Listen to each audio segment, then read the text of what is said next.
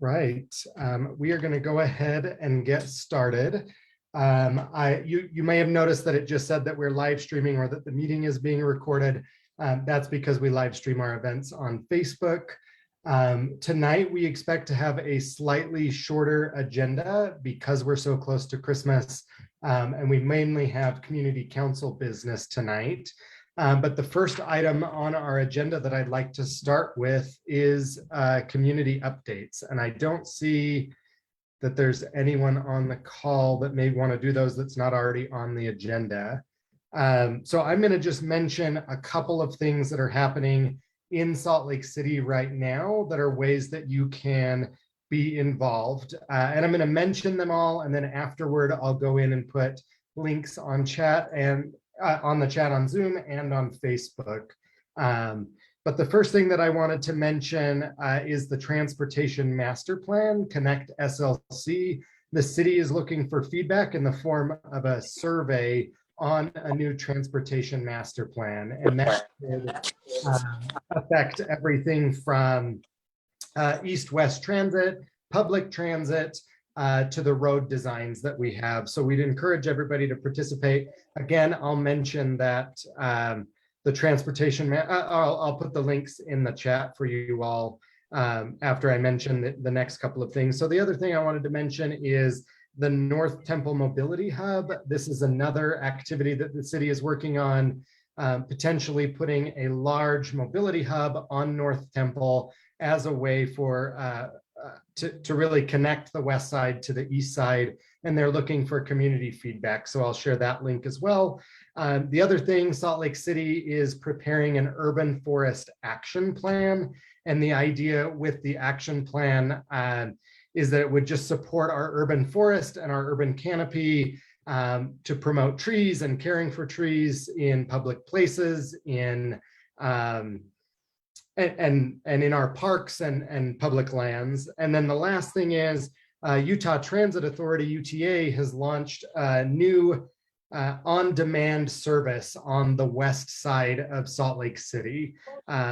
It's meant to be something like an Uber or a Lyft, but it is provided by Utah Transit Authority. I'll share a flyer and a link to that service. Those are the updates that I had that I wanted to share from the community. Next, if Ken is ready, I'll have him give an update from Sorenson Center. And then if anyone else has community updates after Ken goes, feel free to just jump in.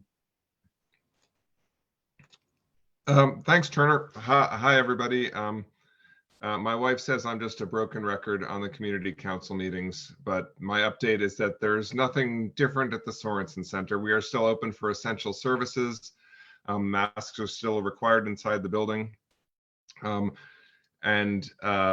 still providing technology access. We are planning on providing the VITA income tax assistance program again at the start of the new year. But in the meantime, we're still providing dental services, fitness, and recreation programs, as well as youth programs. So if anybody has any questions or comments about the Sorenson campus, please let me know. Otherwise, I'll keep it short and relatively sweet.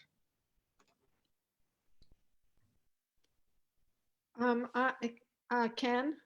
Yes. Yeah, I heard that the pool is now open. Is that true?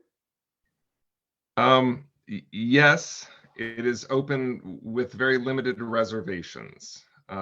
So I didn't announce it because the hours are still quite limited. But yes, you can call and make a reservation, and the pool is open currently. And why is it only open Monday, Tuesday, and Wednesday from 10 to 2? Because we've had such a hard time getting lifeguards.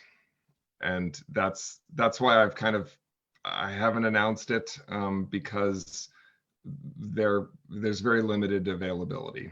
And it's something I know the county is working on countywide increasing pay and providing kind of different staffing structures to hopefully enable all the pools to be open more regularly. Ours is one that's certainly struggled. But yes, it is open on a limited basis. Thank you. And a reservation basis. Also, just to put it out there, you do need to call and reserve a lane for an hour. Thank you. Thank you. Any other community updates? All right, we'll move on to the first thing on our agenda tonight. Josh from the mayor's office. Hi, Turner, and hi, everyone. Thank you. I just have a couple things. First of all, just wanted to thank anyone that may have been involved in last Saturday's clothing drive with VOA at the city and county building. Anyone that may have donated or helped out with that, thanks to everyone. And the few things that I'm going to share here, put in the chat box. The first is something I've shared before for appointments with certain city departments, such as planning, building permits, civil enforcement, parking enforcement, and the recorder's office. You can go online and make an appointment to go in person for those departments. And that's at appointments.slc.gov. And then the other two are some volunteer opportunities that are current and are going to be around for a while and have a need currently. So the Know Your Neighbor program is a program with Salt Lake City and the Department of Workforce Services, Refugee Services. And it's basically to help welcome and support our refugee populations through volunteering. And so you can go to that website, that link to volunteer, to refer someone who may need assistance who is a refugee, or give information about a project that to do with the refugee community that might need volunteers. And then aside from that, wider volunteer opportunities, the SLC Core program in the city, together with public lands, there are on a rolling basis different opportunities for volunteering. Right now, currently active on the website there's nothing on the calendar as far as a set volunteer date, but there are opportunities to sign up for, such as donating meals or helping. The other one on there is about removing invasive weeds, but that's not really, I guess, current because of the snow. But anyway, so there, as more volunteer opportunities come up in the city, they'll be posted on that website, just so everyone knows. And that's all I had right now, and I'm happy to take any questions.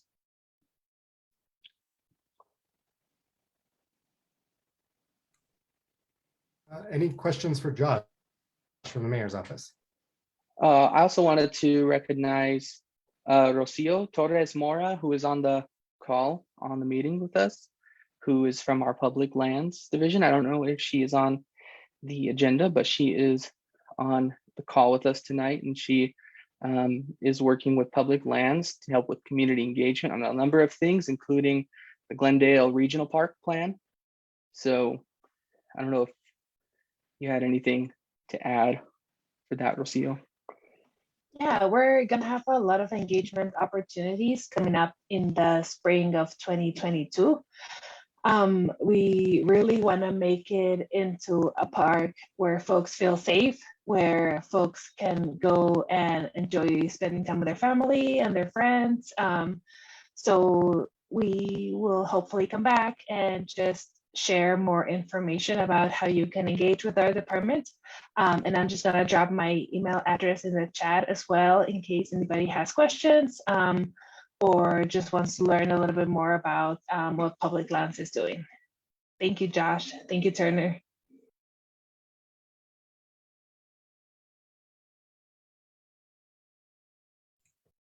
Thank you, Josh. Unless anyone has additional questions for Josh, we'll move on to the next item on the agenda, which will be our public safety update. And I believe Captain Crone is here representing Salt Lake City Police Department. It's actually Derek Mickelson filling in for Captain Crone, just with the fire department. But greetings from Station 14. Just wanted to share a couple just some safety tips with us all tonight. We had that big snowstorm. We've seen a rise in our call volume this last couple of days. But a couple things that we can do to help keep safe is keep our driveways and sidewalks shoveled and iced, or sorry, shoveled and salted. And the fire department has asked if you have a fire hydrant on your property, that you would maintain it and make sure that it's not buried in snow, so that we can locate it if we need it. A couple other safety tips here with the holidays coming up. We always see a lot of increase in home accidents, duly caused by maybe electrical, extra lights, and we want to make sure those are on surge protectors. If we're using space heaters, and make sure that they are maintained safe and free of any kind of thing around them that would cause a fire hazard. As well as if we do have a Christmas tree in our home, make sure that it is kept watered. The dry Christmas tree goes up pretty fast. All of this information, we have a little bit more in a short video on our website on slcfire.com. There's some tips about safety this time of year and ways to keep our families safe, our community safe. One other thing is Salt Lake City Fire is currently hiring. So if you or anyone you know may be interested, we'd love to promote within the city and within our communities. So again, on Salt Lake or slcfire.com, under careers, you can go and put your name on the interest list, and they'll help you with the process. One last thing, just a COVID update. The fire department is still maintaining strict COVID regulations to help us mitigate any spread, or try to limit our exposure to COVID. So we haven't let up on that, even though maybe it's not right in the forefront, but we're still maintaining those strict standards to help us keep the fire department safe as well as the community safe. That's all I have for you. If there's any questions, just let me know.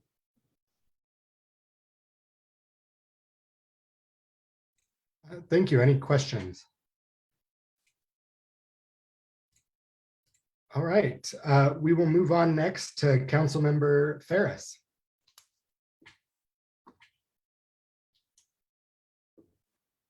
Sorry, I had to get out of the chat.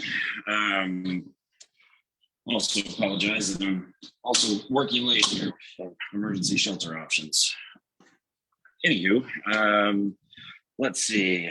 As far as updates go, this would be officially my last month as council member. So thank you all very much for allowing me to serve in this capacity this year. I appreciate it. Let's see. Other things that have happened.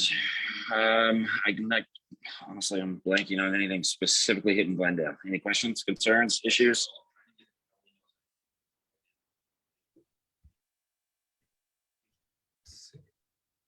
Any questions for Councilmember Ferris? All righty. Well, in that It case, doesn't look like it. we'll go ahead and stick around. So feel free to chime in with any questions along the way if it pops up. We'll go ahead and stick around. With that, we'll move on to Representative Romero. Thank you, Turner. I'm at my aunt's house. So I'm going to leave my camera off at her request.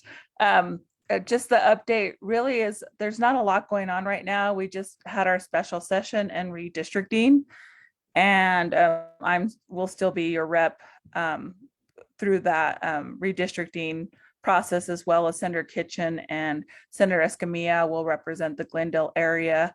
I will go now into West Valley and we'll stay in Poplar Grove and Glendale.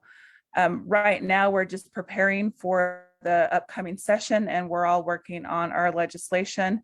So there's not a lot to offer, just that I'm still the co-chair of the Murdered and Missing Indigenous Women and Girl Task Force. So I was down in Bluff, Utah last month and meeting with our tribal communities. And this summer, I will be traveling the state with Senator Hinkins, getting feedback from our tribal communities on how we can ensure that we're protecting all our citizens.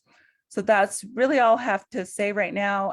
What we could probably do, Turner, and maybe partner with Poplar Grove and some of the other West Side community councils is before the session comes, do a West Side, legislative town hall before the session starts, just talking about what we see coming up and what we're running individually.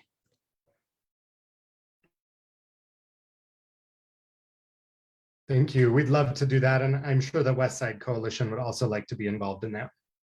Yeah, so what I'll do is I'll connect you to our staff in the House and the Senate, and then you can work with Kennedy and Nick to put that together, and we can talk about that. I think a lot of times it's more meaningful for everyone if we have me there and Senator Escamilla there and Senator Kitchen, your reps, so that we could address questions, because we all specialize in different areas. And so I just like always to remind people that I specialize in sexual assault, domestic violence, and human trafficking prevention, as well as environmental justice. And I also serve on the Rules Committee, and I'm also, as I mentioned, the co-chair of the Murdered and Missing Indigenous Women and Girls Task Force. So my role up there is really kind of making sure that we're providing voices for marginalized communities.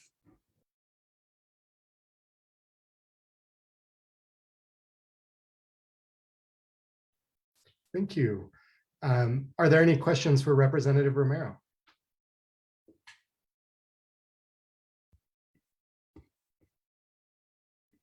Right, it doesn't look like it. We have a pretty quiet crowd tonight. With that, we can move on. I don't see Detective Oliver on the call. If that's incorrect, would you let me know, Detective Oliver? But next, I saw that Alejandro Puy had joined. Alejandro is our councilman-elect for District 2, and I was wondering if you would like to introduce yourself, Alejandro, and talk about some of the things that you're working on. I need to unmute myself. So hi, sorry for when I joined in, I came in with a lot of noise. I have my phone, I was playing it on my phone. And in any case, yes, I'm working on a few things. Some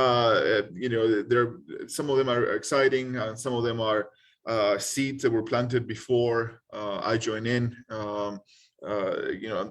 Technically I haven't joined in officially yet. I mean, but I'm able to access the council resources as far as research and meeting with some people in the county and the state already. So there are some developments there. Also meeting with stakeholders in the community.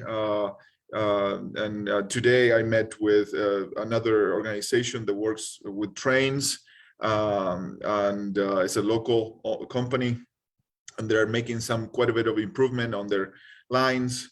So we should have less back and forth, less streets cut out. So there will be an announcement on that. And this is nothing to do with the city. It's a private. It's a private improvement, which will improve all our lives. But I don't have official announcements.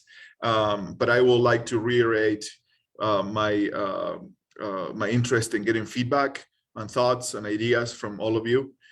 So please text. It's better to text for me. I might not respond to you immediately, but I will. I respond to everything that I get, either through mail or text, but it's much easier for me for text. So 385-270-8684, 385-270-8684. That's all I got. Thank you. Would you mind putting that in the chat, Alejandro? And I'll make sure that I share it on Facebook as well. I can. Thank you. I've noticed we had a couple of folks join after we did community updates at the beginning. Before we get into our business for the evening, does anyone else have updates that they would like to share, or events that they're aware of that are happening that they would like to share? Turner, it's Angela again, and I'm going to be speaking from my Salt Lake City lens. And so Salt Lake City is going to be part of My Brother's Keeper, which was a Barack Obama initiative about talking about young men of color and how to make sure that they're successful and they're supported by their communities. We will be having a youth summit with providers and what we call youth, which would be young people between the ages of 14 and 24 at the Vivint Center on January 29th. I will get that flyer to you. So if anyone works with young people that fall within that criteria, this will be an initiative that we're doing through the city and will continue to do to just look at the school to prison pipeline, to provide mentorship for many of young people, especially in our neighborhoods, because we're the most diverse zip code in Salt Lake City. And I just wanted to put that on everyone's radar. If they know any young person that might be interested in participating, I will get Turner the flyer, and you can contact our point of contact for that.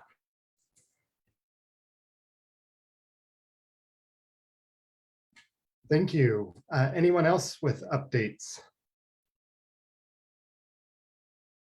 All right, I'm going to move on to some community council updates. So the first thing that I wanted to mention, we've mentioned this every month, but I wanted to provide some updates on different things. The first thing is we are actively organizing a Friends of Glendale Parks group. So we have a full-time intern right now named Jake, who is working with Paulo, who's one of our board members, to create a Friends of Glendale Parks group. And basically what we hope to do with this is if there's damage or issues in parks, if there's a need for volunteers or cleanups or garbage management, those kinds of things, we are developing a Friends of Glendale Parks program, and we're looking for folks to join that committee.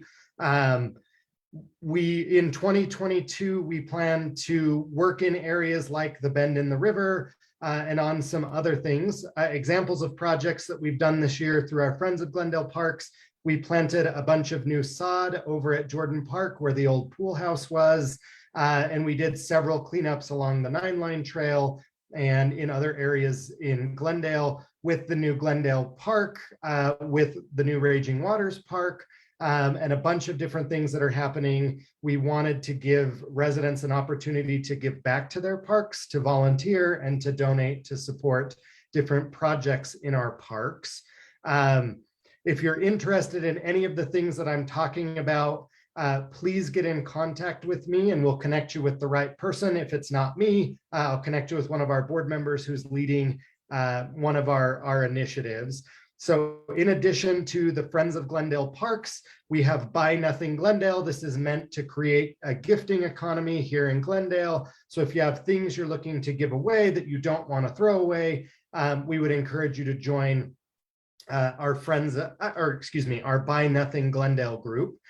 We also have our Keep Glendale Beautiful group, which is focused on neighborhood cleanups, litter control, cleaning up graffiti. If you've been on the 9-line trail in the last couple of weeks, you'll notice that most of our signs and quite a few things along the 9-line trail were recently vandalized. We've had a lot of spray painting and tagging happening.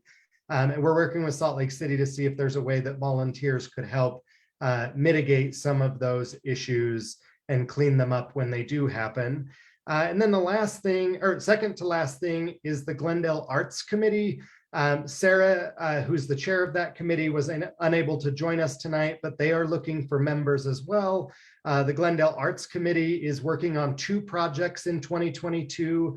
The first is a mural project at Riley Elementary School. There was a teacher on Labor Day earlier this year that passed away from cancer and was a very popular teacher, very loved by that community and an important person here in Glendale. So we will be painting, the community council has submitted for funding to put a mural up and to build a little memorial garden in the back of Riley Elementary School for the community to share and celebrate and remember the life of this incredible person. The second thing is we are organizing an event called Art at the Confluence. Basically, it's an art-themed event that's going to be a big party and celebration at Three Creeks Confluence. We're looking at everything, and we'll be providing more information about this as we get closer to the event. The event is scheduled for April 16th. It's a Saturday. And we're planning or looking at everything from like a floating parade at Three Creeks Confluence. There will be all kinds of opportunities for kids and families, really to just engage in artwork and really celebrate the fact that we have this new park in our neighborhood. The other thing I wanted to mention, and this ties into all of the work of the Community Council, which will feed into our business tonight, our bylaw revisions. But the Community Council has also submitted multiple CIP applications, which are Community Improvement Plan, Capital Improvement Plan, excuse me, projects. So these are projects that are $50,000 to $500,000, and citizens can submit them. The Community Council submitted several of them after we finished our One Glendale plan earlier this year. So the 4 that we have submitted, the first is for the little triangular piece of land at 800 West and California Avenue. We've submitted for funding to turn that into a little pocket park.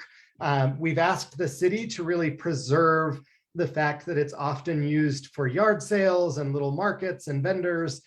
We don't want to take that space away from anyone, but currently it's kind of overgrown with weeds and especially with bullthorns or goat heads. This was something that was done by the previous members of the board. I think in 2016, it may have been 2018. I can't remember off the top of my head. But we, in addition to doing that little pocket park, we've also asked for safety improvements and a traffic study to look at putting traffic calming from 800 West to 900 West, with potentially a new little crosswalk there, some raised crosswalks, new signals, just to keep everybody safe as they're either going to Riley Elementary School or over to the Sorenson Unity Center. The other one that we've submitted, we have worked with Coach Juan at Heartland Communities for Youth and Families. What we're working with him on is a complete rebuild and redesign, adding some new amenities to the park that the Peace Labyrinth sits in. So everything from potentially adding a little performance space there, some stages, restrooms, new walkways and pathways, and potentially maybe some sport courts or something like that. We don't know exactly what that would end up looking like, but we've started the process for building out and improving that park as kind of an important component along the Jordan River. The third one that we have submitted for is a traffic study at the intersection of Concord Street and Glendale Drive and California Avenue. So those 2 intersections, basically north of the library, north of Mountain View Elementary. Basically what we're hoping to do is redesign both of those intersections to make them both way more pedestrian safe, and really help support and protect kids and all of the users of the library. That's a very busy intersection, and we want to see it turned into something much safer than it currently is, to keep kids and users safe there.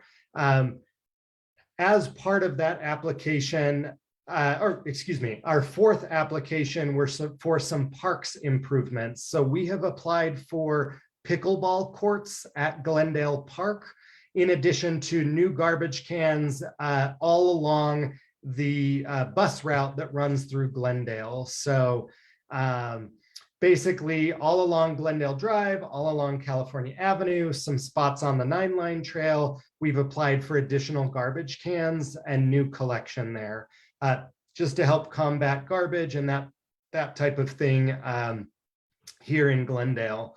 So those 4 were submitted by the Community Council. We know that there are so many others and so many needs in the community. And I just want to put it out there that the Community Council wants to support you. So if you see issues in your neighborhood or in the area that you live and you need help submitting a capital improvement plan application next year, they'll be due in about September. They're usually due by the end of September, beginning of October. We plan to hold some grant writing clinics and different opportunities for residents. So if you notice a project that's between $50,000 and $500,000 that could really benefit the community and that you're interested in, we want to support you in writing those and getting those submitted. And we're going to develop some new resources for that process in 2022. The last thing that I wanted to mention before we transition into the business side of our meeting, we have elections coming up in January. And these elections might look a little bit different depending on how tonight's conversation about our proposed bylaw revisions look and how that goes. But for sure, we will be electing a chair, a vice chair, and then 7 at-large board members. So the community council, as we've looked at our work and looked at all of the different things that we have going on, we're proposing some bylaws changes that we'll get into in just a moment. Basically, what the goal is to really share responsibility and bring in new people and new energy into the organization. Currently, we only elect 5 officers. And then, as you've all noticed, probably over the last year and year and a half, as we've brought new board members on, it's been, the process hasn't been super orderly and it's been a little confusing. And so we're hoping to clean up our bylaws a little bit and make that process a little bit more orderly moving forward. The board has really prioritized diversifying who's on the board, bringing new people in, and really engaging residents. And so as we get into the bylaw discussion, I wanted to preface this conversation with that because that is the goal of what we're trying to do here. And the bylaws that we've been operating under for the last several years are very strong. We're hoping to build on top of them and support the community council's kind of growth and development as we've created these new committees and we have all these new projects on. We want to give more residents and more of our neighbors an opportunity to engage in the work that the community council is doing. So before I move on to the bylaws, are there any questions about the capital improvement plan or projects that we've submitted or anything else that we've talked about? I'm happy to talk about anything. I know we've moved pretty quickly.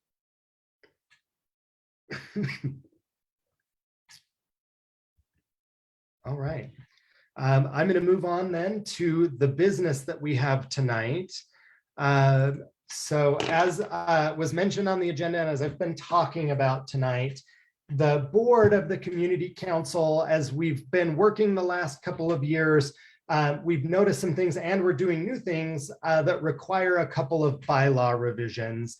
So the board at our last meeting on December 8th, we've gone through these, we've talked about them for a couple of months now. I hope that everyone has had a chance to review them. The board at our meeting on December 8th voted to recommend to the community that we approve the bylaw revisions. And so now it goes to the community for your review and approval. And I'm going to run through in detail the changes that we're proposing and with an explanation for why we're proposing those changes. And I hope that over the last couple of months, as I mentioned, that you've had a chance to review these and that you've seen them. But we're happy to spend as much time tonight talking about them before the vote. And what we're planning to do with the vote tonight is we have an electronic ballot that we're going to keep open from now until Sunday.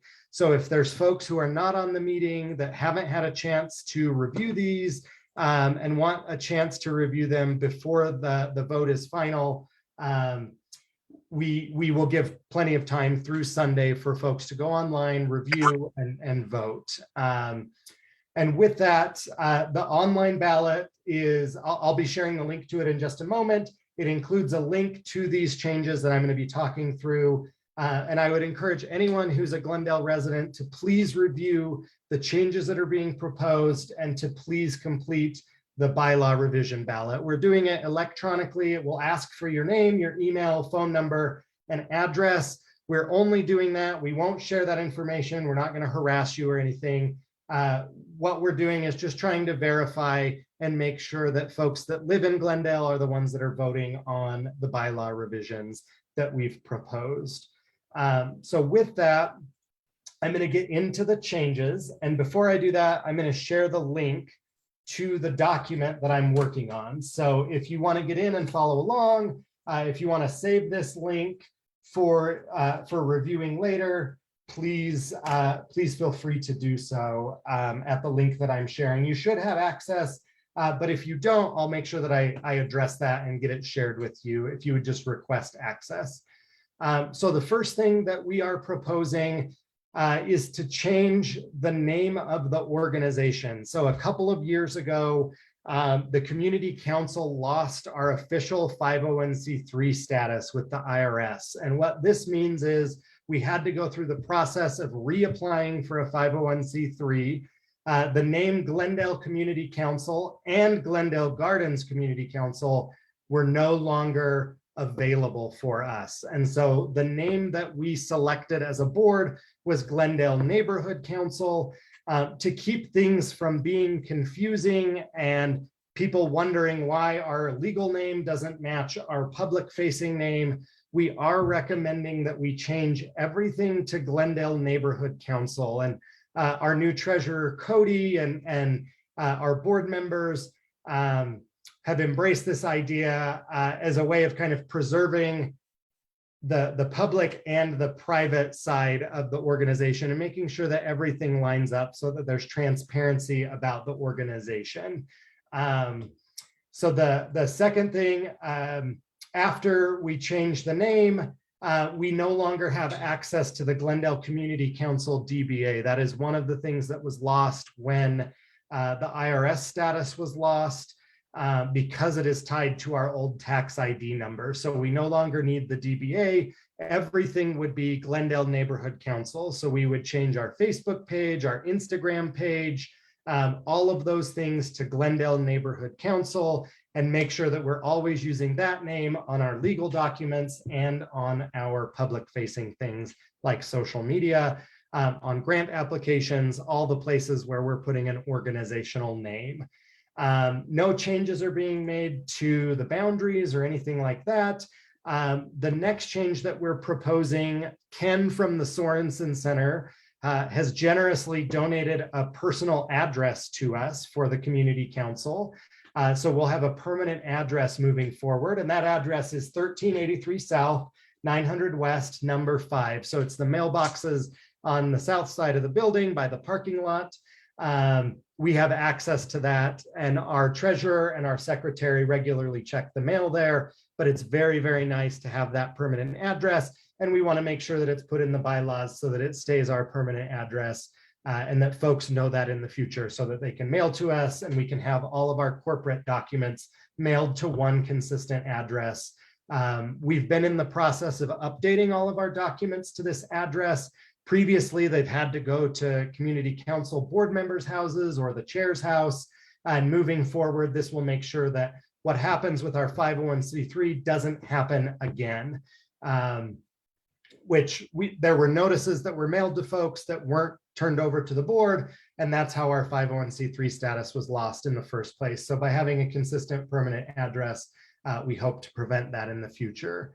The other thing that we're doing is adding a mission statement, just saying that our goal is to include the residents of Glendale in the civic affairs of Salt Lake City, Utah, and really making sure that the board and the Community Council really stays focused on what our job is. And in my view, and in the view of the board, our job is to make sure that you all and that residents and members of the Glendale community are given the opportunity to be directly involved in the civic affairs of Salt Lake City. The next thing that we're proposing, we joined Keep America Beautiful as an official affiliate in 2020, and we've maintained that affiliation. They require, as an affiliate, that we have just a line that says we're going to maintain and satisfy the criteria for maintaining our affiliation with them. And so that's what we're adding this for. Our Keep Glendale Beautiful committee is a committee of the organization, but the Glendale Neighborhood Council is who the actual affiliate is of Keep America Beautiful. And we're just putting this in here so that we maintain that and keep that going. our affiliation gives us the opportunity to apply for grants. They've provided equipment for us, garbage grabbers, bags. We're really excited in 2022 because we're going to have the opportunity to participate in a cigarette litter prevention program that will allow us to put up cigarette receptacles on bus stops and in public places to cut down on the number of cigarette butts that are ending up in our public spaces. And maintaining that affiliation is the only requirement for applying for those funds. And our Keep Glendale Beautiful Committee has done a bunch of cleanups. We did a litter index. And in 2022, we're going to bring back some of the popular events we did, like the Jordan River cleanup, and a bunch of other things that are planned through the Keep Glendale Beautiful Committee. The next change is a proposal to change some of our officers and some of the term limits for the organization. So the first change that's being proposed and recommended is to change the chair's term from 2 years to 3 years. And the reason that this is being recommended is we've had an issue with onboarding and making sure that board members have a good experience when they're elected to the board. Under the current bylaws, the chair and both vice chairs, our first and second vice chair, are elected all at the same time. And so what happened 2 years ago, at the time that I was elected with our two vice chairs, we were all new to the organization. And Dane, the previous chair, was very good about helping onboard and support us. But as a past chair, there was a little bit of information that was lost in that process. And so moving forward, having a chair that can be elected and onboard both sets of officers. So currently the chair, vice chair, and second vice chair are elected at the same time. And then the secretary and treasurer are elected at a different time, so on an off-year cycle.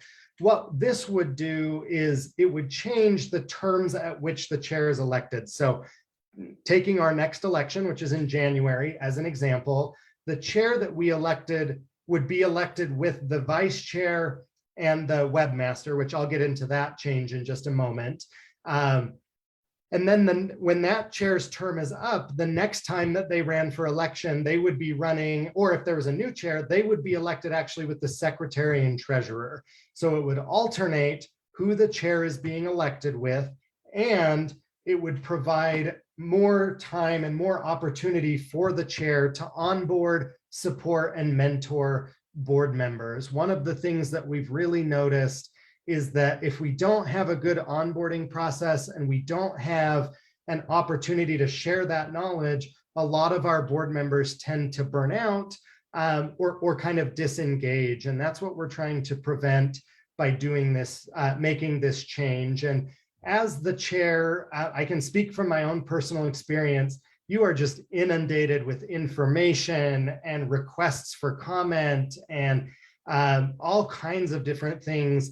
And it's very hard in a 2-year period to make sure that that information is shared and that people are onboarded in a way that really makes board members feel comfortable, and that knowledge can be shared, that institutional knowledge can be shared with new officers as they're elected. So the next change that we're proposing, and I promise at the end, we'll have plenty of time for questions. I want to get through this and then we can sit and talk as long as folks want to about these proposed changes.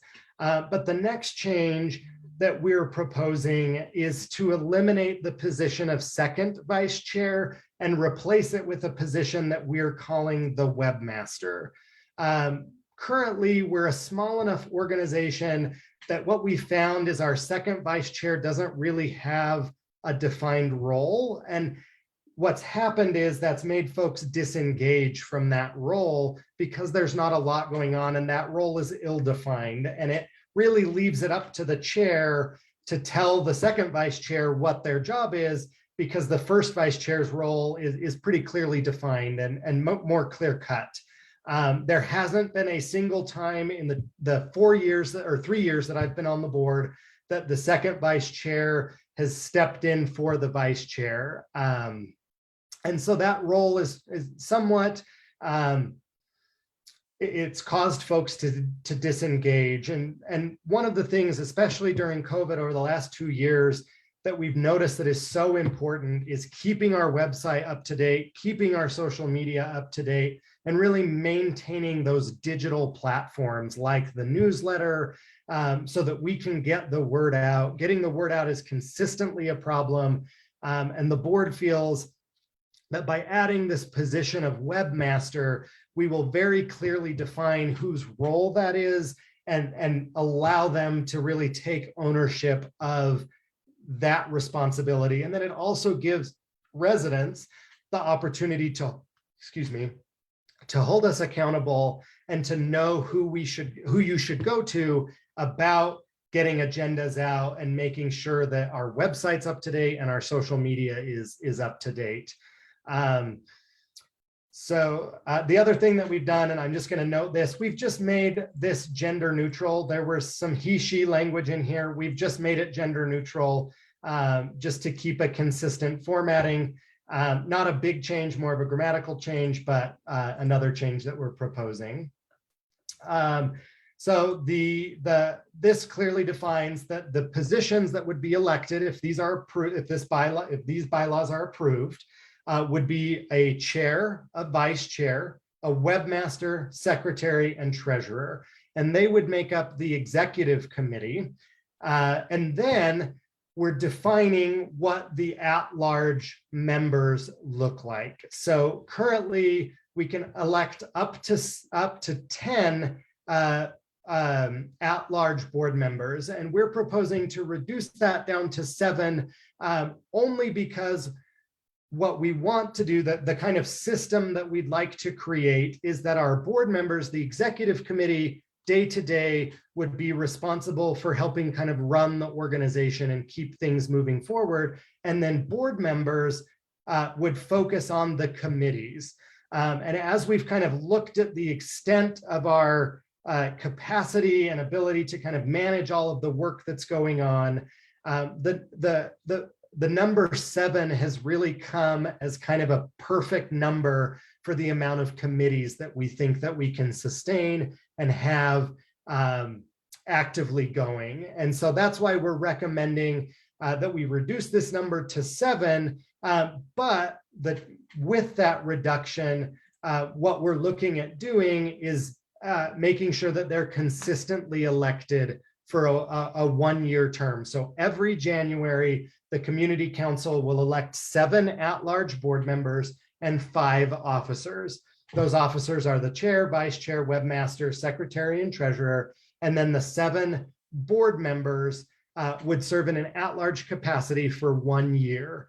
So kind of creating a tiered structure there for folks to get involved. One of the things that we've found is that we have a large number of folks who rent and don't want to necessarily make a 2-year commitment to the board.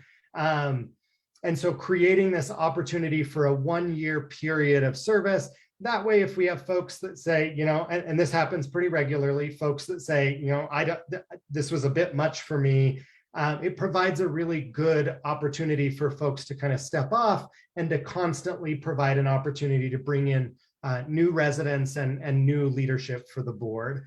And then the officers, the chair, and then the 4 other executive committee members would kind of help make sure that these annual board members are onboarded, and then work with them to lead one of our committees so that there's a constant pipeline of folks that can learn the organization, learn about the structure of the community council, and then decide if they want to move up or into a different position. But this just provides flexibility for different folks to kind of make a different level of commitment based on their own interest.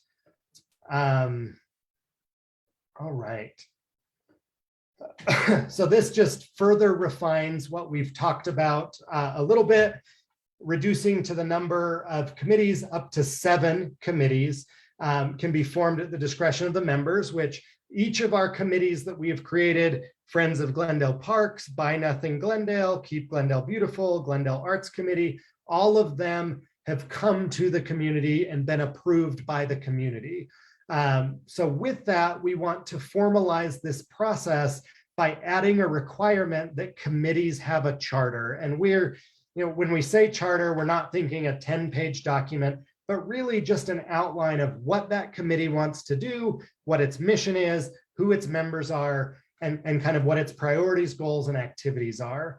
And I think another thing is, as we've looked at committees providing a sunset date. So the idea that we would elect board members, that they would then be assigned or volunteer to lead a committee for a year, really provides us an opportunity to build a leadership model that's spread out, so that the executive committee and the chair are not in control of so much. We really want to promote leadership and bring new folks in to the organization as often as we can.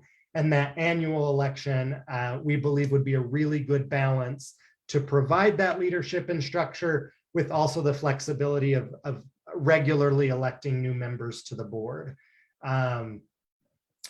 So that, in a nutshell, is all of the changes that we are proposing. And Ben, yes. So Ben asked me to elaborate on, oops, sorry, I shouldn't have stopped sharing. On section 5.7. Sorry, I need to just read it really quickly.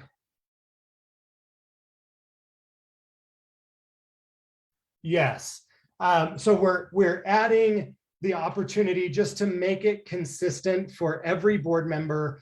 Currently, officers are restricted to 4 years of service on the board. So by adding a 3-year term for the chair, what we wanted to also do was provide the opportunity for officers to stay on for a total of 3 terms. So the longest that an officer, which is the chair, vice chair, secretary, or treasurer, or webmaster, the longest that they could stay on the board in a specific seat would be 6 consecutive years.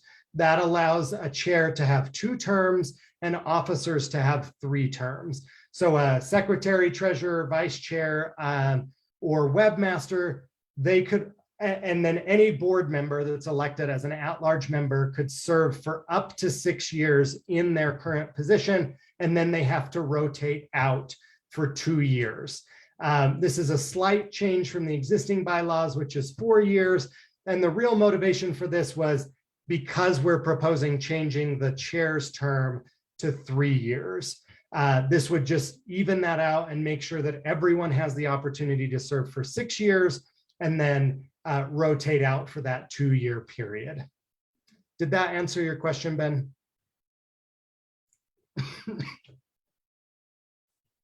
Yep. All right. I know I went through this really quickly, and I want to answer any questions that folks have. As I mentioned at the beginning of the meeting, we have created a ballot for this that also includes a link to the proposed bylaws changes. And so what our goal is to share this information tonight. If you're willing and you live in Glendale, we would really encourage you to go in, review these changes, and vote whether you approve or disapprove of the proposed changes. As I mentioned, our board is recommending these. We voted at our meeting on December 8th to recommend these to the community. We've discussed them for several months. And what our goal is to approve them this year, and they will take effect on January 1st, so that for our election on January 19th, we have the opportunity to elect a chair, vice chair, webmaster at that election. And then we will also elect 7 at-large board members at that election.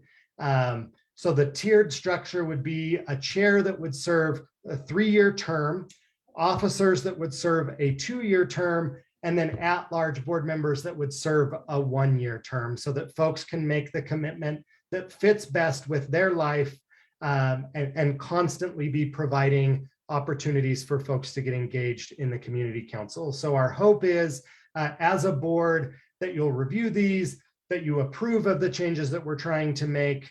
And then our goal between Sunday night and January 19th is to get the word out about the positions that we'll be recruiting for. And we plan to hold in January an information session for residents and to provide plenty of opportunities for folks to sign up. And we really want, one of our biggest goals has been to really diversify the board and to really make it representative of our neighborhood. And this, we believe as a board, that this is the pathway to do that. And we're hoping to build on the strong bylaws that we've had by adding, just these new changes and build on top of what we've had. So with that, I will quit talking and answer questions.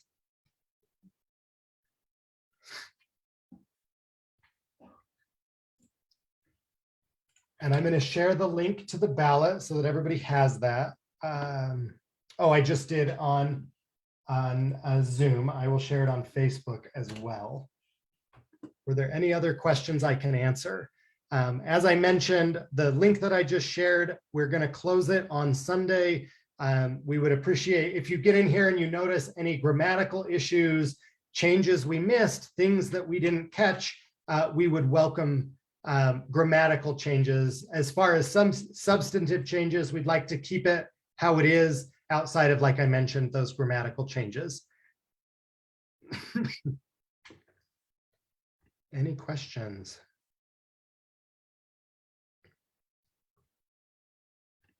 All right, we have a very quiet crowd tonight. Alejandro, just to clarify, the folks that are eligible to vote on these bylaws changes are folks that live within Glendale, and that is defined right here in section 1.2. So just so everybody's clear, the Glendale Neighborhood Council represents everything west of I-15, south of the 9-line trail, and north of the city limits. And we go pretty far west, clear out to the dump.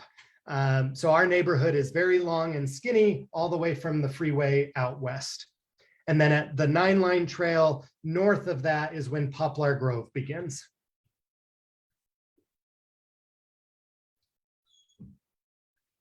All right. Well, that is all that we have prepared for our agenda tonight. If there's anyone that had updates that joined late that wants to share anything, if there were questions or comments that came up, I would love to answer any questions. The board is planning in the next couple of weeks to publish an annual report for the organization. So watch for that in your email inboxes, and we'll also post it on social media. Thanks to you all.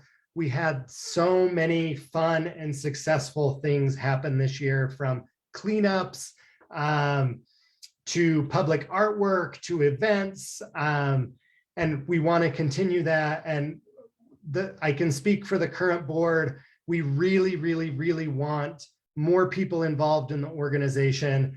If the bylaws are approved on Sunday, our goal is then to immediately go into high gear to start recruiting folks to run for board positions, to be involved in the organization. And so if you or someone you know wants to step up, we really do want you to be involved, and you don't need any experience. We want anyone who cares about our neighborhood, wants to be involved in our neighborhood, to have the opportunity to lead in our neighborhood, and we'll provide support, training, information, whatever it is that you need to be involved. I want to give a shout out to our board. So our current, I'm the current chair. The current first vice chair is Ashley King. Second vice chair is Latu Petatefe. Our secretary is Taylor Thurman. Our treasurer is Cody Egan. Our at-large board members are Sarah Wolf, Paulo Aguilar, and Joshua Aguila, and Ryan Curtis. And I just want to give all of them a shout out. They've been an incredible group of people to work with. And I just want to express my sincere gratitude to all of them for the work that they do. To answer the question that was put in the chat about folks who work in Glendale, currently that is not allowed by our bylaws. It's restricted to folks who live in Glendale. That was one change that we had considered making, but considering all the other changes that we were considering making, we decided not to do that, as it pretty dramatically would change the relationship between the community council and residents of the neighborhood. And so we decided not to tackle that in this bylaw revision. But certainly help us spread the word, because we want to make sure that folks have the opportunity to weigh in, comment, and vote.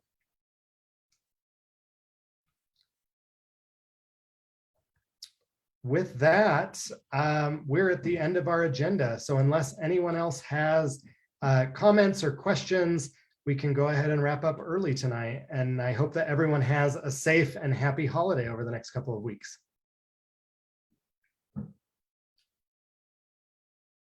All right, well, we're going to go ahead and end the meeting. Thank you all. We'll make sure that we get the recording out quickly and that we share all the links. Thank you all. Thanks, Turner. Good night.